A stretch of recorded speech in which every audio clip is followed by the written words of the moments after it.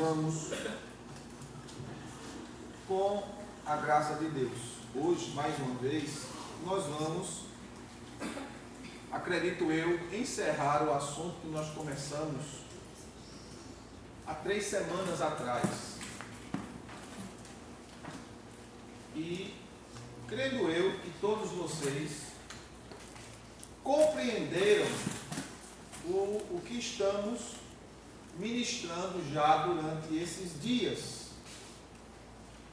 sobre um assunto tão importante para a nossa vida espiritual.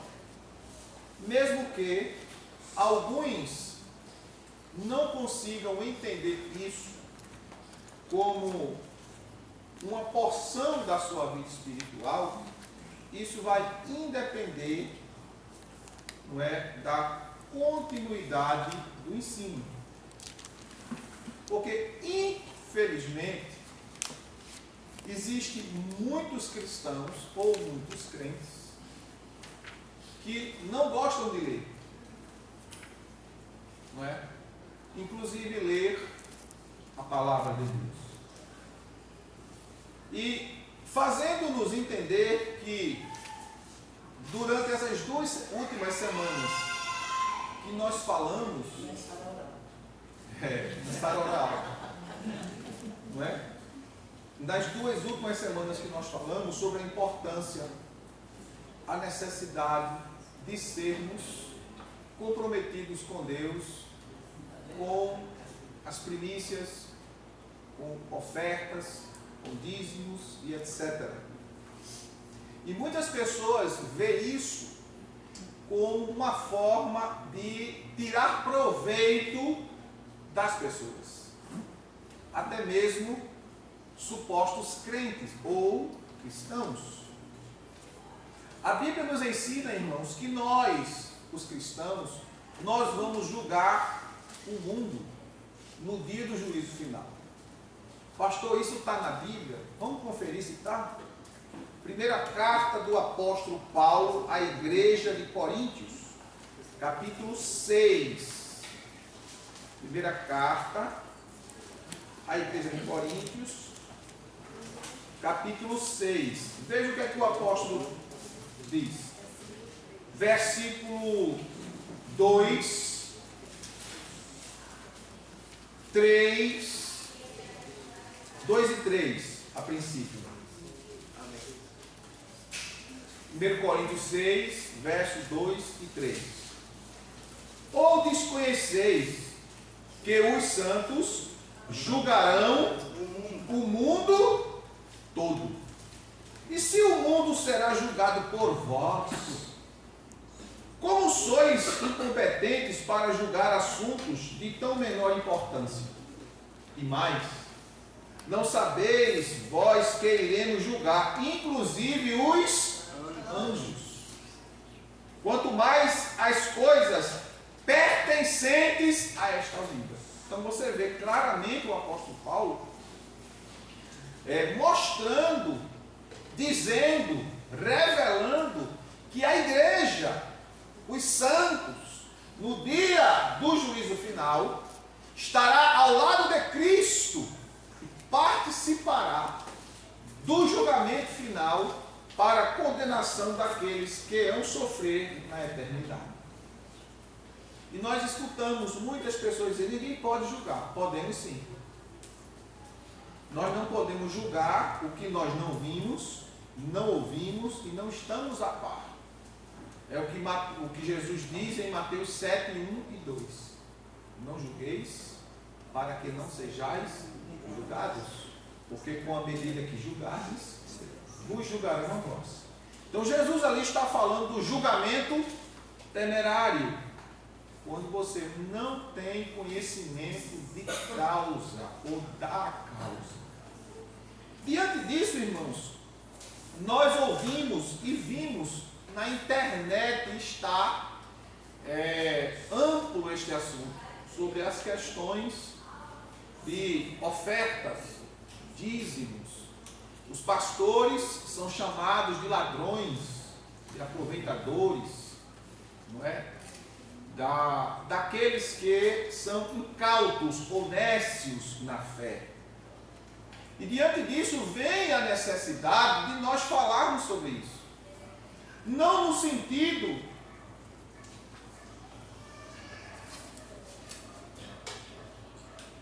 de impor, não. Não é uma imposição, mas é uma necessidade de ter conhecimento sobre o assunto. Visto que, como eu falei, a maioria não gosta de ler a Bíblia.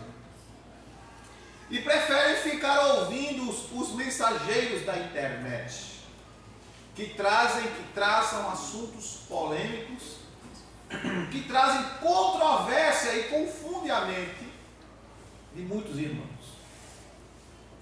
E ensinam que a doutrina do dízimo foi só no Antigo Testamento e que no Novo Testamento ela não tem. Antes de tudo, o dízimo não salva ninguém. Você não é salvo porque dá o dízimo. Agora, quem é salvo, dá o dízimo, porque tem prazer em contribuir e reconhece que é uma prática dos santos para o reino e para a obra de Deus. O dízimo não perdoa pecados, não santifica, mas quem faz essa prática está em processo de santificação, porque está em obediência e submissão à palavra de Deus. Então, os dízimos e as ofertas, vem a pergunta, devem ser praticados nos dias atuais? Diante disso, faremos um exame cuidadoso das Escrituras. Entretanto, deixamos claro que o ensino bíblico sobre o dízimo não mudou. Da mesma forma que no Antigo Testamento era falado sobre o dízimo, era solicitado, ensinado, dito por Deus, por Moisés, pelos profetas e assim sucessivamente, nós vamos ver isso hoje dentro do contexto do Novo Testamento. O mesmo preceito que é ensinado no Antigo Testamento está estabelecido no Novo Testamento e deve continuar sendo praticado pelo povo de Deus até a volta do Senhor Jesus. Os desvios de uns não devem nos levar para outro extremo. Não é porque alguns falsos mestres, falsos pastores, falsos ensinadores distorcem a doutrina do dízimo e exploram, enganam o povo, que devemos negar a legitimidade da doutrina bíblica sobre a adoração a Deus com dízimos e ofertas.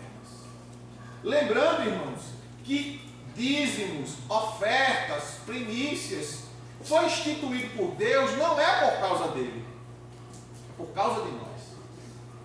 Deus, ele quer ver a intenção que há em nós com relação aos bens que não pertencem a nós, pertencem a ele. O que é que você tem que é seu? Quando você nasceu, você já nasceu vestido? Não. Tomado banho? Não. Limpinho? Arrumado? Perfumado? Não. Não. Você necessitou ser banhado, limpo, enxugado e vestido, porque você nasceu nu. E o apóstolo Paulo, escrevendo a carta a Timóteo, ele diz que nada trouxemos para esta vida, e manifesto é que nada nós levaremos dela. Nós não levamos nada, nem a roupa. Quando o defunto está lá no caixão, nem a roupa ele escolheu, quem escolheu foi outras pessoas. Quando tem esposa, a esposa. Quando tem marido, o marido. Quando não tem, a mãe, ou o pai, ou o irmão, e assim sucessivamente. Então nada a gente traz e nada a gente leva. E a bênção de Deus para nós é enquanto estamos aqui. Deus, como nós bem sabemos, Ele tem mais e melhor. Ele faz mais e melhor. O apóstolo Paulo, escrevendo à igreja de Filipenses, ele diz que o Senhor, Ele faz muito mais além daquilo que nós pedimos ou pensamos. E diante desse contexto, Deus instituiu dízimos, ofertas, primícias e etc. Não foi por causa dele, mas foi por nossa causa. Pensando em nós, para ver como está o nosso coração, para ver como está a nossa atitude diante de Deus, com relação àquilo que Ele nos proporciona. Tem pessoas que dizem assim: pastor, eu não posso dar o dízimo ou a oferta, porque eu ganho muito pouco. Eu não tenho condições, não é? A palavra de Deus diz que quem é fiel no pouco, no muito é colocado. Não é o quanto você pode dar, é o que está em seu coração. O capítulo 8 e o capítulo 9 da segunda carta aos Coríntios, o apóstolo Paulo, ele faz uma campanha para que a igreja de Coríntios envie para os irmãos de outra igreja, mas da mesma ordem de fé, que tinham sido uma igreja que tinha sido fundada por Paulo. E Paulo expõe a necessidade dos irmãos. E a igreja de Coríntios não era uma igreja rica financeiramente. Mas a Bíblia diz que os irmãos da igreja eram irmãos de poucas posses. Porém, eles pegaram do pouco que tinham e repartiam para os irmãos. Eles não eram donos de supermercados, eles não eram pessoas de grandes salários, mas cada um começou a tirar do pouco que tinha, de forma que Deus multiplicou tanto eles que contribuíram, como aquilo que foi doado, de forma que supriu a necessidade dos irmãos. Não foi por um dia ou dois, foi por muito tempo. Porque eles deram de forma generosa, graciosa. E dentro desse contexto veio a bênção de Deus.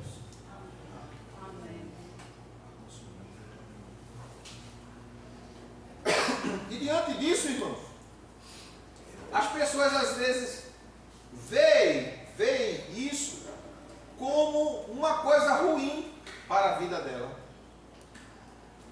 Se você não consegue enxergar biblicamente que isso é uma bênção de Deus para a sua vida, não faça.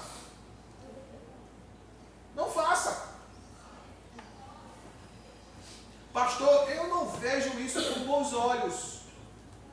Eu não acredito que isso está na Bíblia. Amém. Não faça. Porque a Bíblia não impõe. Deus não impõe. Deus lhe ensina. Deus lhe mostra. Sabe aquele velho deitado que diz assim? Manda quem pode, mas obedece quem tem juízo. A palavra de Deus, ela nos ensina, ela nos manda, mas eu obedeço se eu quiser. Ele não me obriga.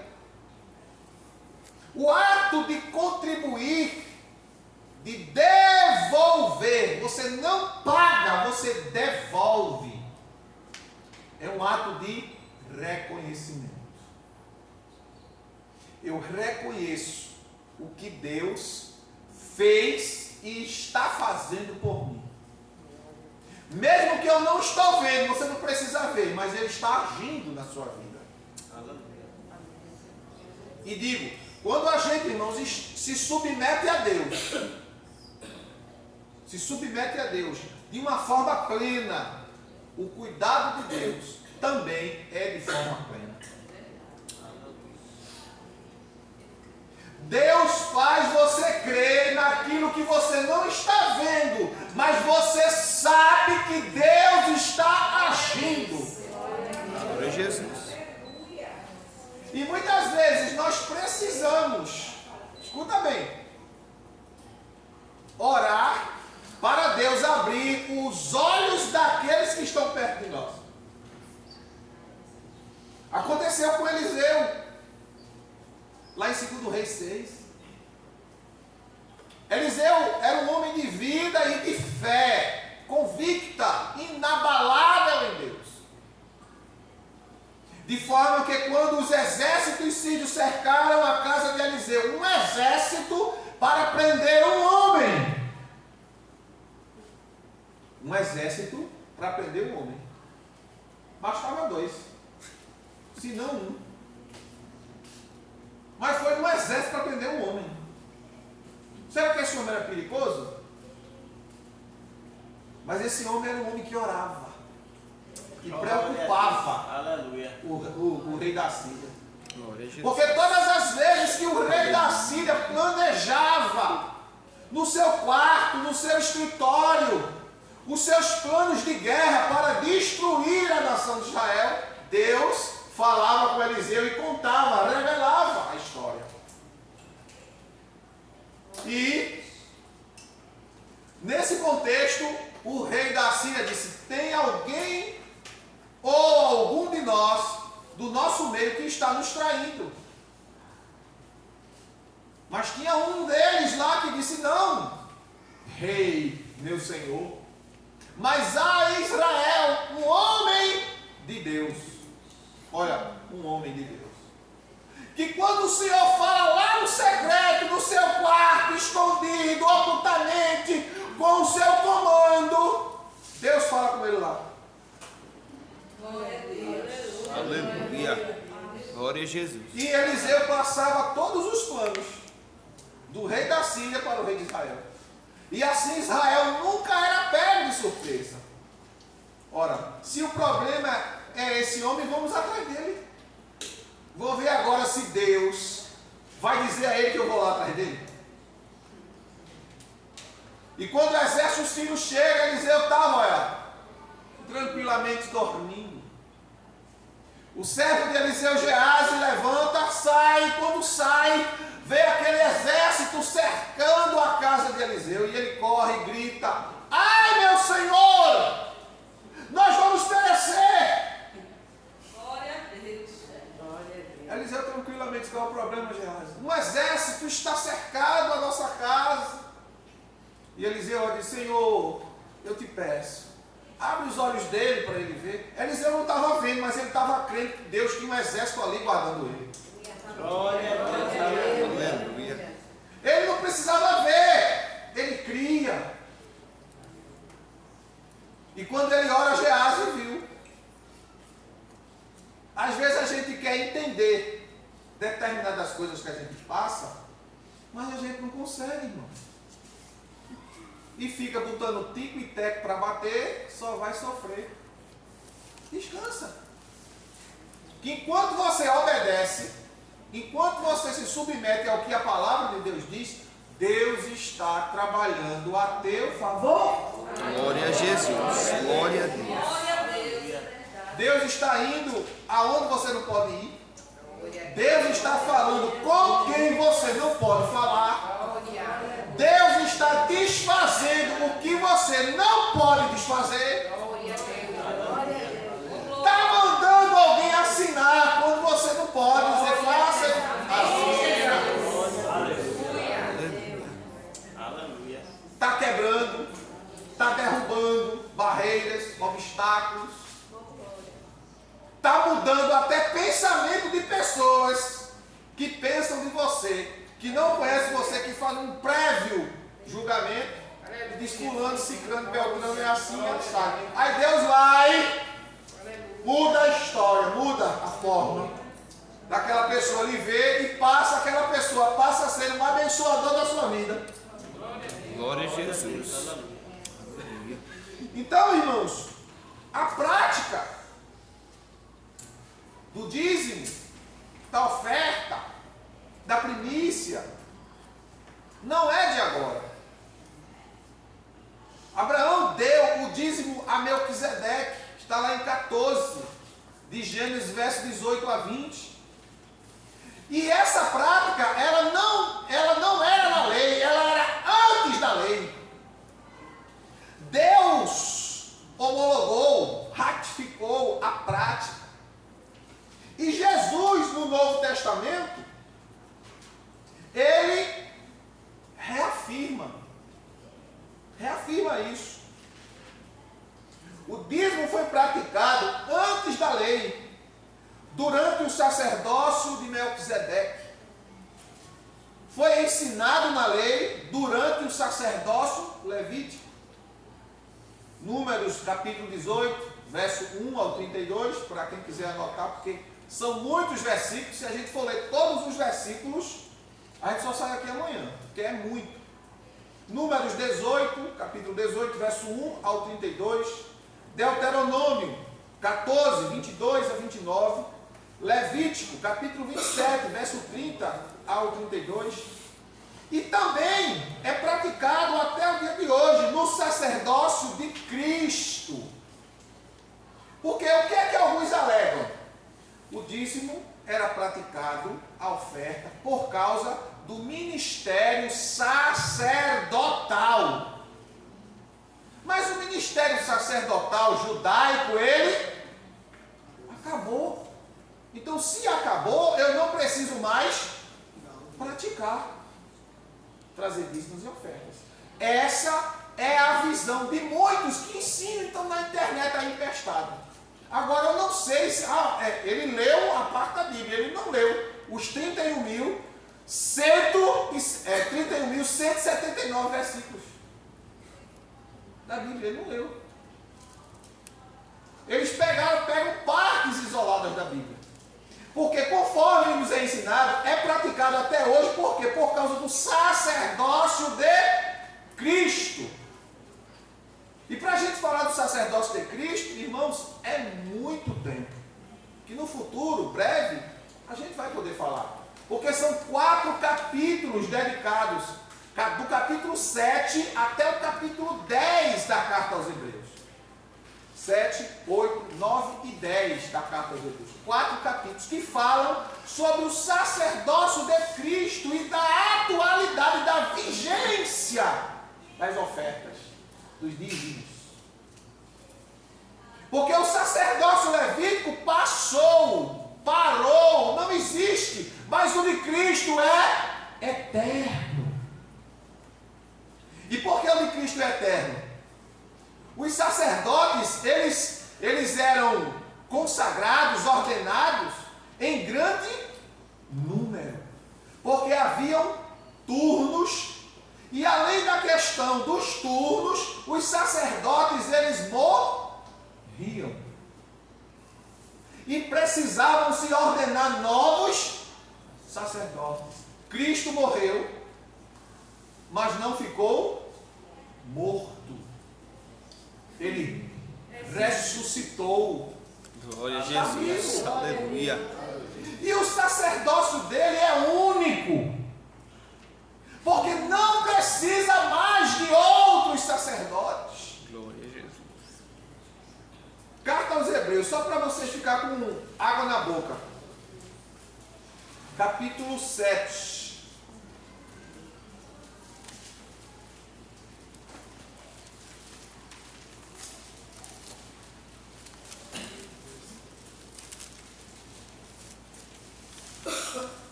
Capítulo 7, verso 27. 7, 27 de Hebreus. Diferentemente dos outros sumos sacerdotes, ele não precisa oferecer sacrifícios dia após dia, que oferecem primeiro por seus próprios pecados e somente depois pelos pecados do povo. Porque no momento em que ofereceu a si mesmo, realizou esse sacrifício de uma vez por todas. a si mesmo. Os sacerdotes ofereciam outras vidas. E que vidas eram essas? Eram as vidas dos cordeiros, dos bezerros. Mas Cristo, Ele é o Cordeiro de Deus. Glória a Ele tira o pecado do mundo. E Ele se ofereceu uma única vez. Por isso que Ele é um sacerdócio. Seu sacerdócio é eterno. Aleluia. Olha, vê. Verso 28. Porquanto a lei designa sumos sacerdotes a homens que têm fraquezas. Mas o juramento que veio depois da lei estabelece por toda a eternidade o Filho que foi estabelece para sempre o Filho de Deus. E quando nós recebemos a Cristo como nosso Salvador, nós agora temos diante de Deus o nosso Pai, o qual traçou o plano de salvação. E do que Deus traça esse plano de salvação, Ele envia Cristo. Cristo morre por nós e se torna o nosso sacerdote eterno nos céus, intercedendo por nós. Por isso que o apóstolo Paulo, escrevendo na primeira carta a Timóteo, capítulo 2, verso 5, porque só há um mediador entre Deus e o homem, Cristo Jesus, homem. Por que o mediador entre Deus e os homens? Porque quem fazia a mediação no Antigo Testamento entre o homem que vinha trazer o seu sacrifício, a sua ovelha, o seu cordeiro, o seu bezerro, para oferecer, para obter o perdão dos seus pecados, quem fazia essa mediação era o sacerdote. Veio Cristo, ele é o mediador entre Deus e o homem. Glória a Jesus. Não é Maria, não é Antônio, Aleluia. não é José, não é Pedro, não é Silvio, não é Miguel, não é Jorge. Não! É Jesus Christ. É Jesus. Aleluia. Ele é o único. O apóstolo João diz na primeira epístola, no capítulo 2, verso 1, filhinhos, não peque. Mas se você pecar, temos um advogado diante de Deus. Jesus Cristo, o justo. Glória a Jesus. Ou seja, o sacerdote justo está diante do Pai como um sacrifício contínuo, porque o sacrifício de Jesus não passou, continua vivo. O sangue da cruz do Calvário continua, aleluia, purificando, lavando, remendo, santificando, justificando todo aquele que se chega a Deus. Glória a Deus. Então, quando a gente fala sobre isso, irmãos, muitas pessoas estranham. Eu não estou falando aqui, eu não estou preocupado, inclusive teve os vídeos que foram gravados, que foram postos lá no canal, que a gente posta para a igreja assistir. Teve gente que estava inscrito e saiu. Saiu. Quem eu não sei, só sei que está lá, o número reduzido. Eu não sei se não entenderam ou não aceitam. Mas aí eu não estou preocupado porque saíram ou não. Minha preocupação, irmãos, é falar, é ensinar. Se você vai aceitar ou não, aí não é comigo. Jeremias disse ao Senhor, Senhor, eles não vão ouvir. Aí Deus disse para Jeremias, Jeremias, não estou perguntando se eles vão ouvir ou não. Fala e não te calas. Quer ouçam, quer deixem de ouvir.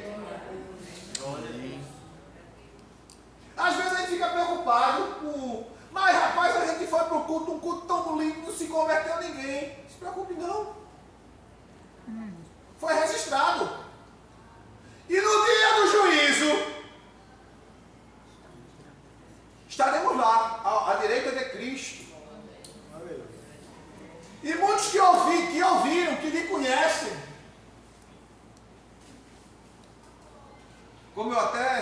como exemplo sexta-feira na casa da irmã Zefina no culto, não é?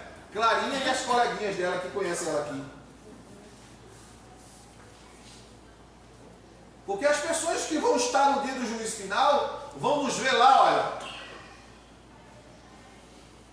vestido de vestes brancas, ao lado do trono do juízo.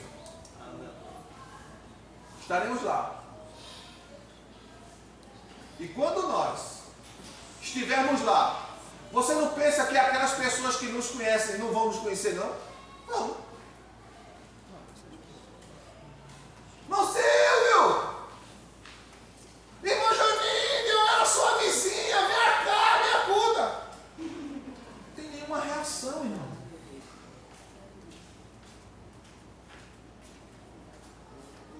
Eu sou seu primo, sua prima, seu tio, não interessa. Você vai ver, vai estar lá olhando. A gente pode até ouvir os gritos, como Abraão ouviu. Lembra de Abraão quando estava lá no ser de Abraão? No capítulo 16, do verso 18 ao 32 de Lucas? O rico perdulário que não queria saber de Deus lá no Hades e gritava: para, Abraão! Ele reconheceu. Mentalidade da eternidade. Ele nunca tinha visto Abraão, mas sabia que era pai Abraão. Para, Abraão, fala com Lázaro! Eu sabia que Lázaro estava lá. No dia do juízo final, os que estarão embaixo vendo, sabem que aqueles que estão lá em cima já estão salvos. Vão gritar por socorro. Pai Abraão, fala com Lázaro aí para ele refrescar a minha língua aqui. Porque eu estou em tormentos, eu estou em chamas. E a resposta de Abraão foi: os que estão aqui não passam para aí. E os que estão aí não passam para cá. Graças a Deus. Pois é. Irmão Jorge está dizendo aqui que indiretamente pai Abraão disse: te vira, não tem mais jeito não. Porque, irmãos, o evangelho é pregado todo dia. É pregado na rádio. É pregado na televisão. É pregado no meio da rua. Você convida a pessoa para a igreja e fala: não, irmão, estou tão cansado, vou descansar. Mas se tiver um batuque, duas latas batendo, o pessoal já está lá com a cerveja na mão. E achando-se o pior é isso, ele se achando o máximo. Achando que está vivendo. Que isso é ser feliz, é ter vida. Não pensa como aquele jovem muito rico que possuía muitas terras e teve uma colheita exorbitante e disse: come, bebe e folga, ó minha alma, porque o que tu tens dá para muitos anos. E Deus pergunta para ele: louco, se hoje a tua alma for pedida, o que tu tens? Não tinha nada. Todos os dias a gente tem que viver a vida, irmão, como se Jesus voltasse hoje. Pessoas que vivem remoendo, com tudo, fica com raiva, cria uma polêmica em cima de qualquer coisa. Sabe? Fica botando brocha, botando taxa, botando prego para o outro. Assim. Pelo amor de Deus. Claro que cada um de nós tem uma forma de ver, de reagir, de falar, mas a gente precisa todo dia, eu preciso mudar em muita coisa, melhorar em muita coisa. Todo dia uma tapinha no Espírito Santo. Olha, peraí, não era assim não.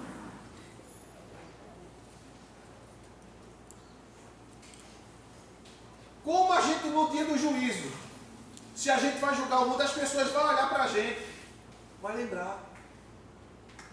Aquele irmão morava lá perto de casa. Eu dizia que aquele irmão era doido. Eu dizia, não, mas era. Dizia que aquele era um fanático, que aquele era um besta que estava indo para a igreja para dar dinheiro para o pastor. Ou você não escuta isso? Constantemente. Não se aperreie, meu filho, porque a Bíblia diz que no dia do juízo tudo será revelado. Glória a Deus. Tudo. Não, você pode fazer, você pode esconder de mim, de quem quiser, você só não esconde dele. Aleluia. Os olhos do Senhor estão em todo lugar.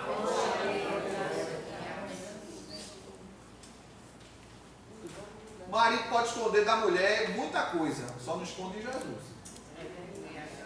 Quando Jesus pegar ele na curva, eita glória. Chama o pastor. O que foi, meu filho? Pastor! Foi, peça logo perdão à sua mulher, não é a mim não, é logo a ela. E vice-versa. Veja como, irmãos, um assunto está ligado ao outro. A fidelidade a Deus é um compromisso que todo cristão deve ter. Porque não é o fato de você vir ao templo, não é o fato de você visitar o templo, assistir ao culto, que faz você salvo, não. A nossa frequência, é verdade, deve ser mais, porque quanto mais você vem, melhor é para você. Mas o seu culto, você tem que ter seu culto em casa. Na sua casa. Porque a igreja não começa aqui, começa lá. Aqui é a sequência, a extensão. Porque aqui é o culto da igreja. Igreja reunida, culto a Deus. A festa. Mas na sua casa é adoração. Porque aqui não é adoração. Aqui é o culto. Igreja reunida. Adoração é na sua casa e no seu trajeto, no seu dia a dia. E procuro verdadeiros adoradores, que me adorem em espírito e em verdade. Jesus disse à mulher no poço de Sicar. Estava só Jesus e ela. E ali estava tendo adoração. E ela sai gritando: achei o homem que contou toda a minha vida. Não é? E as pessoas pensam que Jesus não sabe, ele sabe. A Bíblia diz que ele é aquele que anda no meio da igreja. Está lá no livro do Apocalipse, das 7 cartas, diz: eu sou aquele que ando no meio dos 7 castiçais. Ele anda. Ele vê tudo. Glória a Jesus. Não adianta fazer parte de uma denominação se você não fizer parte do reino dos céus, do reino de Deus. E diante disso, irmãos, o ensino bíblico sobre dízimos, ofertas, ele está presente em toda a Bíblia. Ele está antes da lei, ele está na lei, ele está nos livros históricos, nos livros poéticos, nos livros proféticos, e é ensinado também nos evangelhos e nas epístolas. Bora ver Mateus 23, 23. Quando as pessoas, veja a barbárie. Mateus 23, 23. Nos diz assim: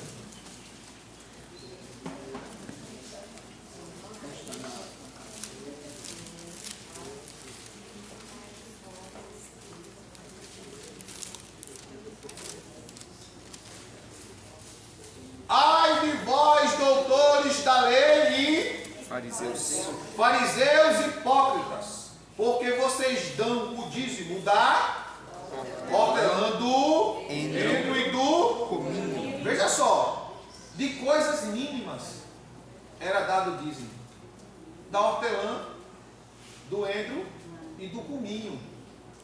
Coisas pequenas, das hortaliças. Aí Jesus diz: mas tendes cuidado dos preceitos mais importantes da lei: a justiça, a misericórdia e a fé.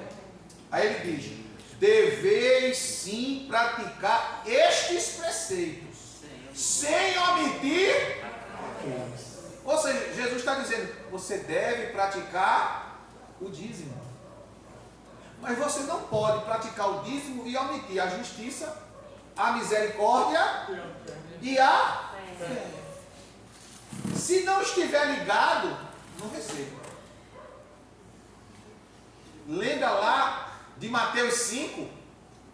Lá no capítulo 5 de Mateus, se não me falha a memória, verso 42, quando Jesus disse, olha, quando você for oferecer a sua oferta, e aí se lembrar que tem alguém que tem alguma coisa contra você, não ofereça a sua oferta. Volte primeiro, se reconcilie com ele e depois ofereça a sua oferta.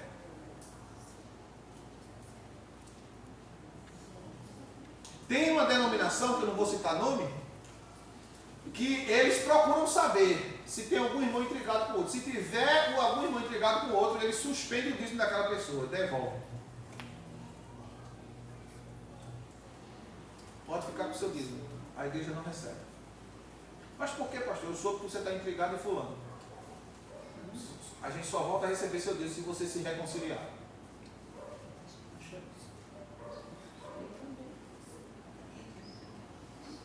Eles pegam no pé da letra. Jesus disse. Ou seja, Jesus está dizendo aqui, em Mateus 23, que eles se preocupavam em dar o dízimo. Os fariseus. Não é? Que é o evangelho de fariseu que tem sido pregado e ensinado por aí. Vocês dão dízimo da hortelã, do endo, do comeu, ou seja, das coisas mínimas, mas vocês não praticam misericórdia. Vocês não são justos e vocês não confessam uma fé pura e genuína. Vocês não podem fazer uma coisa e omitir as outras. Uma coisa está ligada à outra.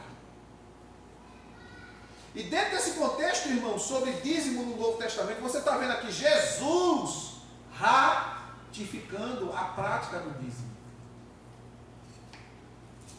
Em Lucas 8, verso 1 a 4, existia um grupo de mulheres que tinham condições. Uma delas era parente de Herodes, do rei Herodes. E a Bíblia diz no capítulo 8, verso 1 a 4 do Evangelho de Lucas, que elas serviam a Jesus com os seus bens. Ela não deixava faltar nada para Jesus. Está escrito. Não sou eu que estou inventando, está escrito. É evidente que a gente não vai conseguir ler todos os textos, porque são muitos versículos. Mas se você quiser, depois eu bato a foto de todo o sermão e envio para você ler, estudar. Mas eu citei as passagens bíblicas e você pode depois ver no vídeo e conferir tudo que eu disse. Então vamos lá. O Novo Testamento, Jesus ratifica a prática do dízimo. O apóstolo Paulo, na epístola aos Coríntios, bora lá, 1 Coríntios, essa a gente vai ter que ler. 1 Coríntios, capítulo 9.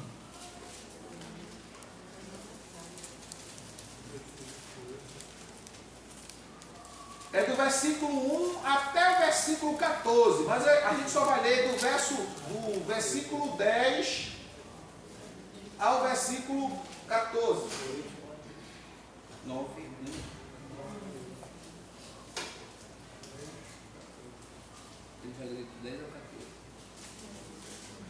Capítulo 9, versículo 10.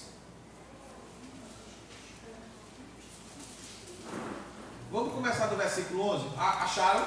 Sim. Agora vocês podem anotar e ler em casa. 1 Coríntios, capítulo 9, versículo 1 até o 14. Mas aqui a gente vai ler do verso 11 até o 14. Amém? Amém. Então acompanha aí. Se nós semeamos entre vós verdades espirituais, seria pedir muito colhermos alguns de vossos bens necessários? Se outros têm o direito de ser sustentado por vós, seguramente não temos nós em maior medida? Contudo, jamais fizemos obrigatório esse direito. Ao contrário, suportamos tudo para não colocar qualquer tipo de obstáculo ao progresso do Evangelho de Cristo. Paulo está dizendo que precisava receber da igreja. Mas a igreja de Coríntios não entendia. Foi o que ele fez? Ele ficou calado e suportou. Para que isso não fosse de alguma maneira uma forma de impedir dele ensinar.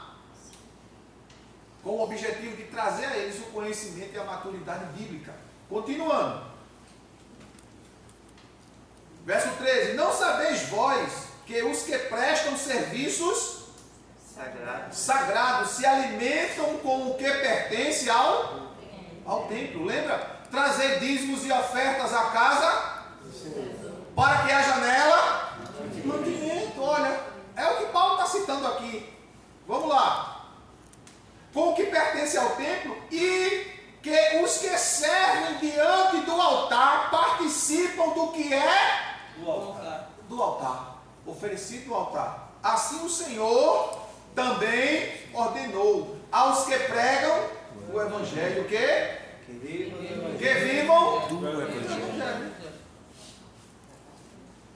E aí, como é que vai viver? Como é que se vive do Evangelho? É a igreja entendendo, reconhecendo o serviço pastoral do ministro da igreja. É a igreja que reconhece. Não é uma imposição da liderança, mas é a igreja que reconhece. E quando a igreja reconhece, a Bíblia diz que o pastor serve, o ministro serve com alegria, não com tristeza. Porque isso não seria útil para a igreja. Hebreus 13, verso 7. Não é? Dando continuidade ainda. O capítulo, que eu não vou ler, que são muitos versículos, mas eu quero que vocês leiam isso em casa. Do capítulo 7 até o capítulo 10 da carta aos Hebreus, leiam minuciosamente para você entender o ofício sacerdotal de Cristo. Para que vocês entendam que há necessidade, irmãos, o que tem, olha, saiu uma pesquisa agora no mês de fevereiro. No mês de fevereiro. 79% dos pastores estão desistindo de ser pastor. Estão desistindo. Por quê? Porque a igreja não entende. A maioria das igrejas não entende o ofício pastoral. Acha que o pastor é só um saco de pancada para todo mundo falar dele. Meter o pau nele, criticar ele, criticar a mulher dele, criticar os filhos dele.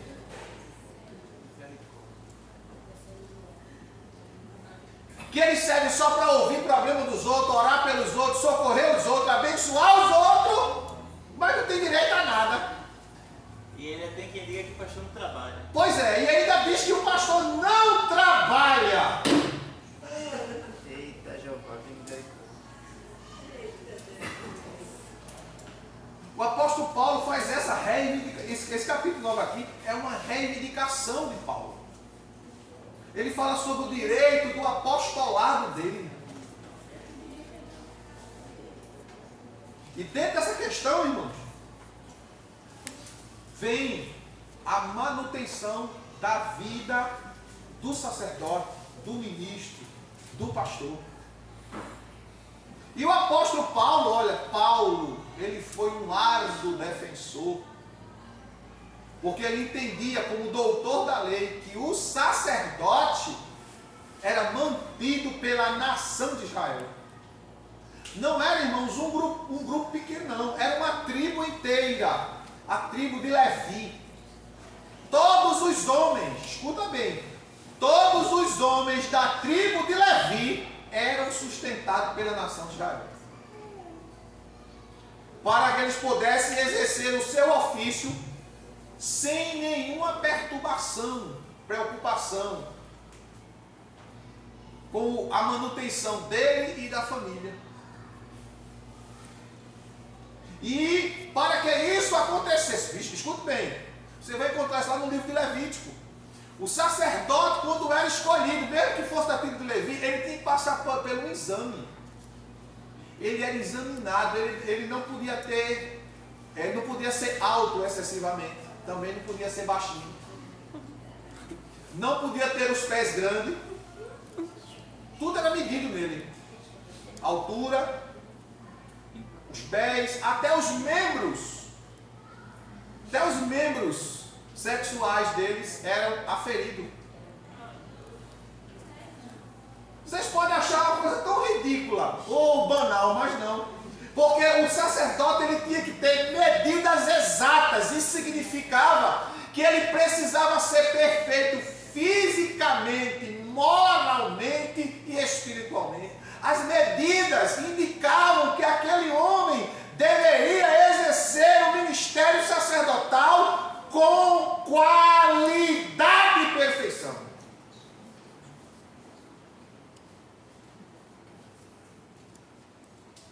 Em Cristo, não existe mais essas questões de altura, não é? Ou de tribo. Em Cristo, todos nós nos tornamos sacerdotes. Podemos ir diretamente a Deus, porque já temos um representante eterno lá, Cristo, o Cordeiro de Deus que tira o pecado do mundo. Aleluia. E o apóstolo Paulo, ainda escrevendo aos Filipenses, vamos lá? Filipenses 4 de Filipenses, verso 14.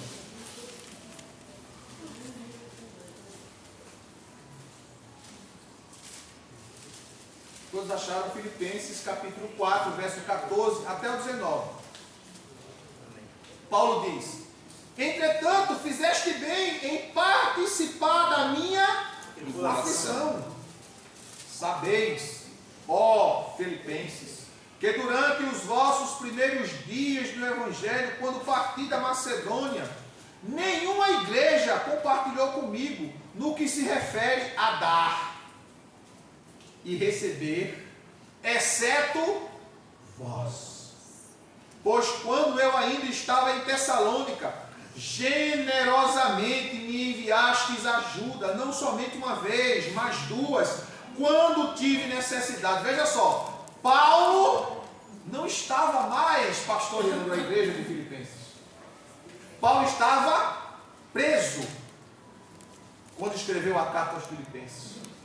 Mas a igreja não deixava de mandar o salário dele, a oferta dele.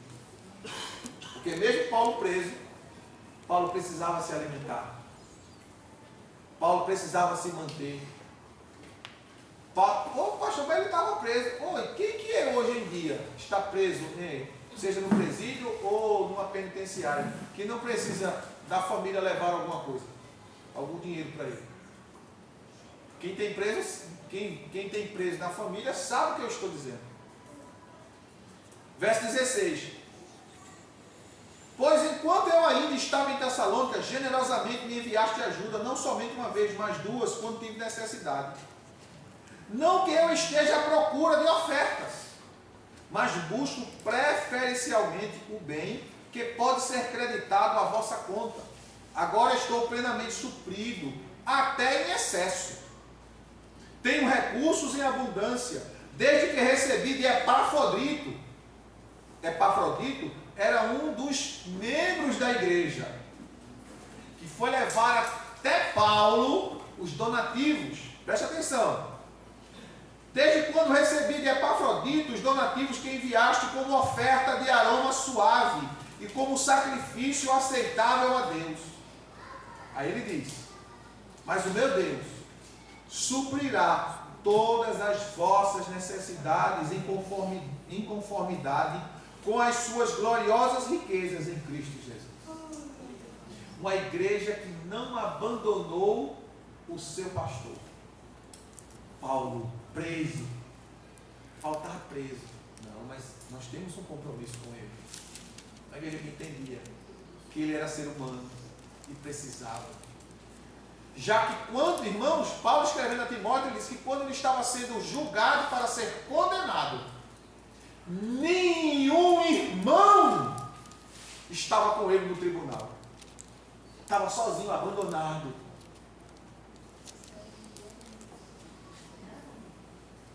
É muito fácil você falar de quem está na frente. Olha, irmão, quem lidera não agrada. Porque cada um tem uma visão administrativa da condução das coisas. Não poderia fazer assim, mas por que não fez? Ó, ele deveria ter feito dessa forma. Se fosse você, mas não é você.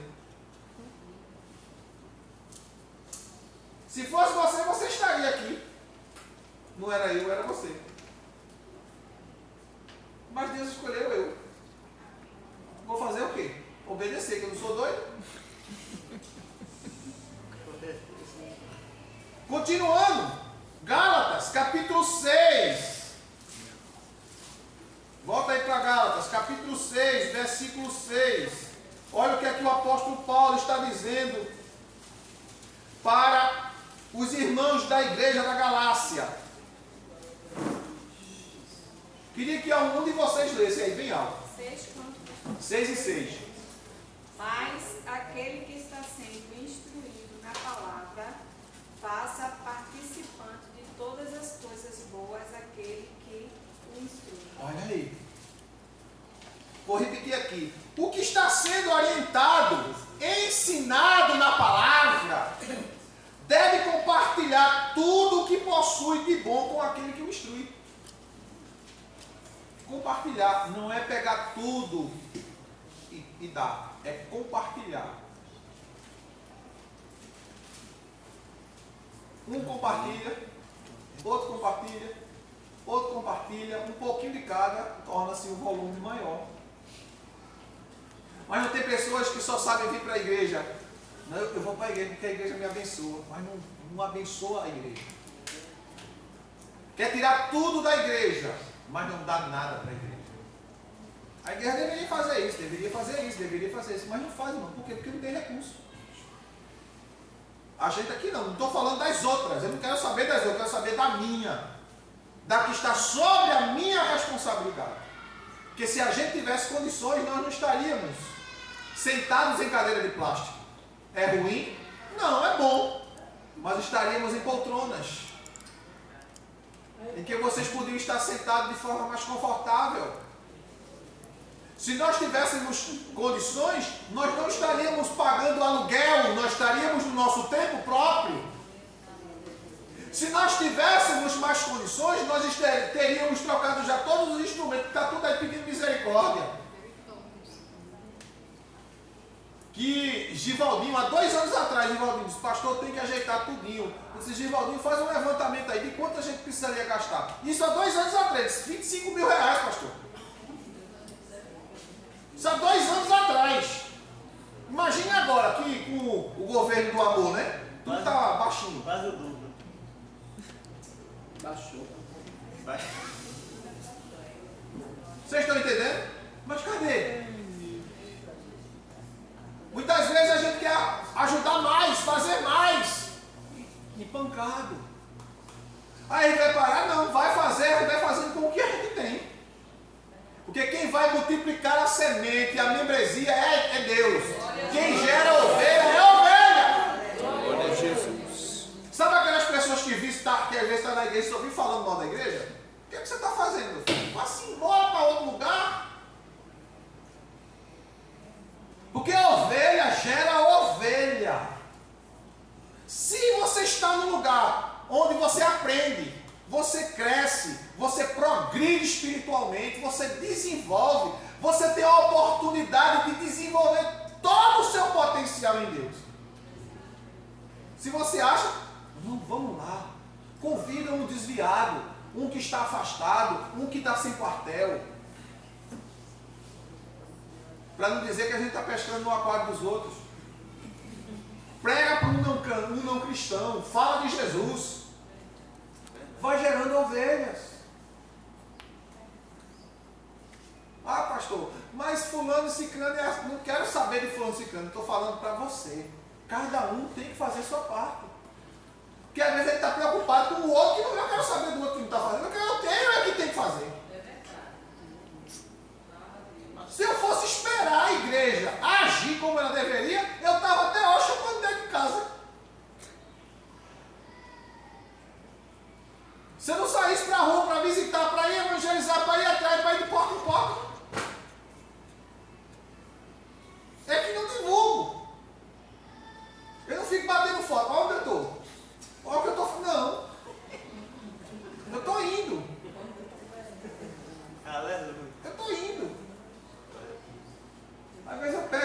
sexta atleta, bota o chapéu e sai.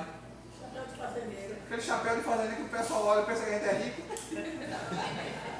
Não é? Eu boto o chapéu para proteger as orelhas do sol, que fica vermelho, ardendo. Eu boto aquele chapéu, monto um jumentinho e saio. E semeio aqui, semeio ali. Uns vêm, outros não vêm, outros gostam, outros não, pastor, agora não, depois eu vou. Mas eu estou semeando.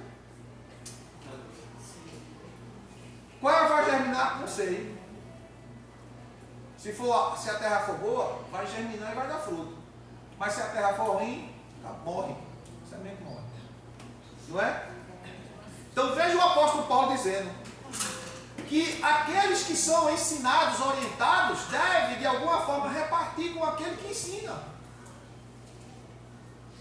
6 de Atos, quando a igreja cresceu de forma assustadora. Se converteu 3 mil, depois que se converteu mais 5, fez 8 mil, fora os que se convertiam todos os dias.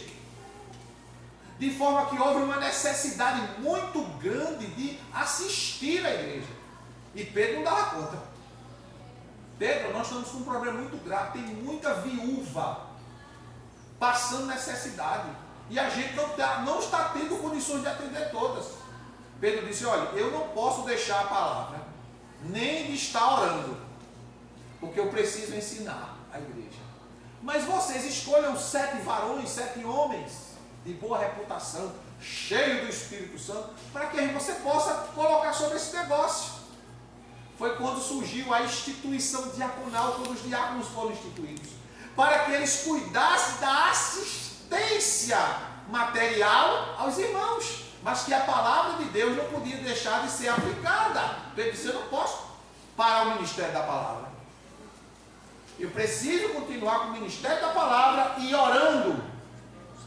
Hoje o pastor é o goleiro, é o lateral, é o zagueiro, é o armador, é o meia-direita, é o lateral esquerdo, ele cruza, corre para a área, cabeceia, faz o gol e ainda leva a bola no meio do campo para iniciar o jogo.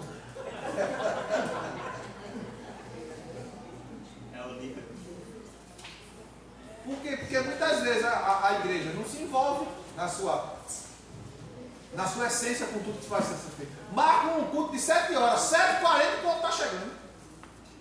O ensaio, Rosângela marca 7 horas. Aí eu chego aqui, está Rosângela e as cadeiras. Aí chega um. Daqui a pouco chega outro. Quando é 7h30, vai chegar, aí começa a chegar. Aí o que podia começar de 7 horas e terminar até mais cedo, terminando mais tarde. Por quê? Não terminou tão tarde. Que hora a senhora chegou no ensaio?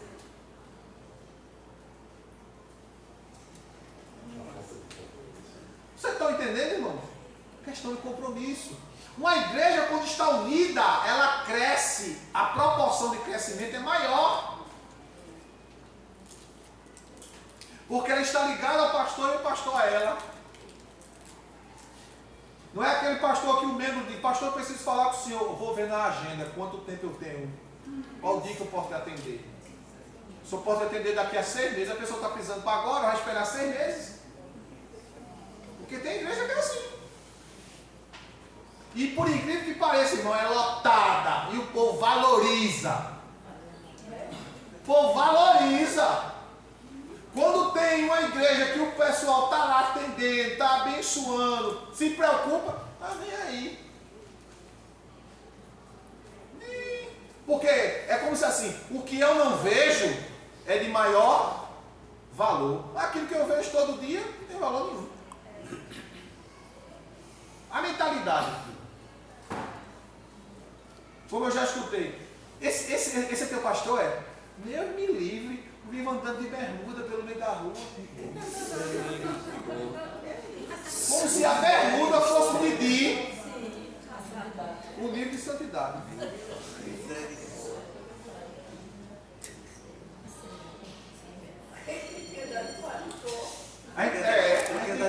Olha, irmão Jorge, tá mal alinhado, queimei o fio, bonito, barbeado, camisa de manga comprida, um sol de torar. Aí passou uma alma de gato perto dele, saiu. aí. Você é da Assembleia dos Enganadores. Vocês estão entendendo? O cara estava todo arrumado, com a Bíblia na mão, chamou ele de enganador. Tá me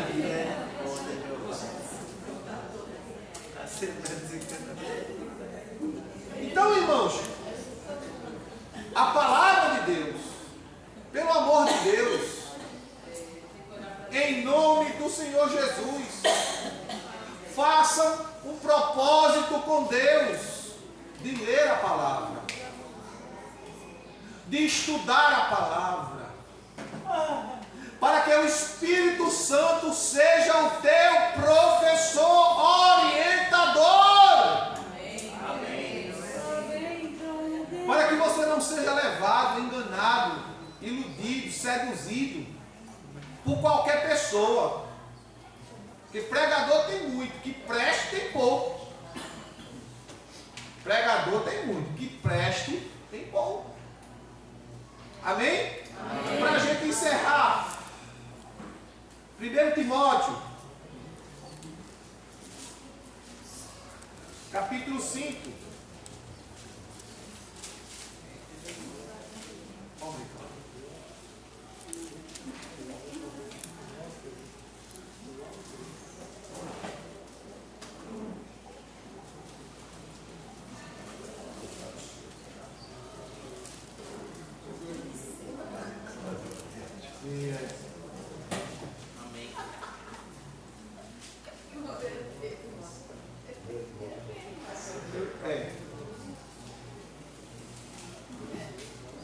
Cadê Jesus?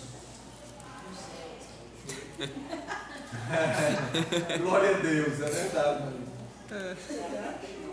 Capítulo 5, verso 17. Amém. Os presbíteros que administram bem a igreja são dignos de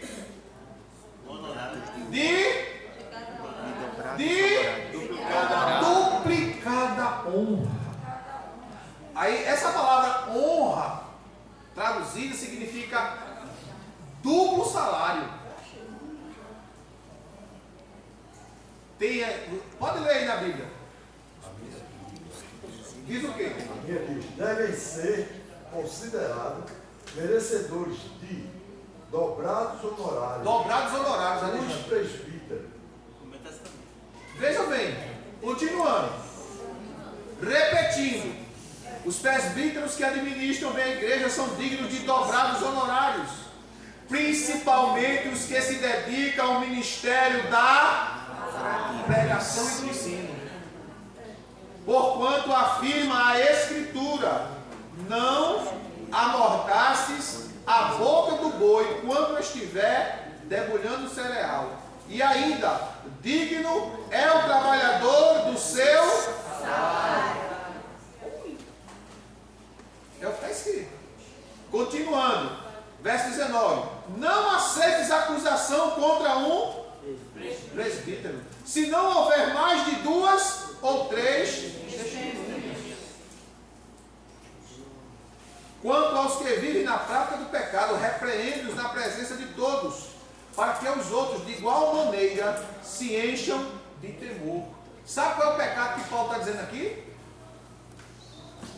No verso 20, quanto aos que vivem na prática do pecado, ele está dizendo: aqueles que não reconhecem o serviço ministerial. É o que Paulo está querendo dizer. Irmãos, o peso que a gente sente espiritual quando a gente tem contato com as pessoas que estão debaixo de influências que não vêm de Deus, abate, a gente fica com o corpo desgastado, cansado, mente pesada, olhos pesados, corpo dolorido e pesado. Quantas vezes eu já fui visitar pessoas, tratar de pessoas possuídas, cheias de demônios, que quando a gente termina, a gente parece que descarregou um caminhão de cimento.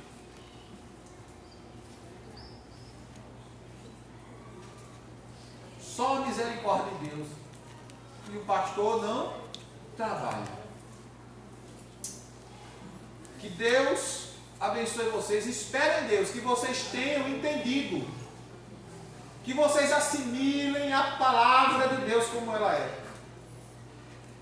Leiam pelo amor do Pai, do Filho e do Espírito Santo. Leiam a Bíblia. Se tem dúvidas, como fazer, me pergunte que eu lhe ensino. Como você lê a Bíblia. Para que você aprenda, para que você conheça mais e entenda os planos de Deus para a sua vida através daquilo que a Escritura ensina. Amém? Amém.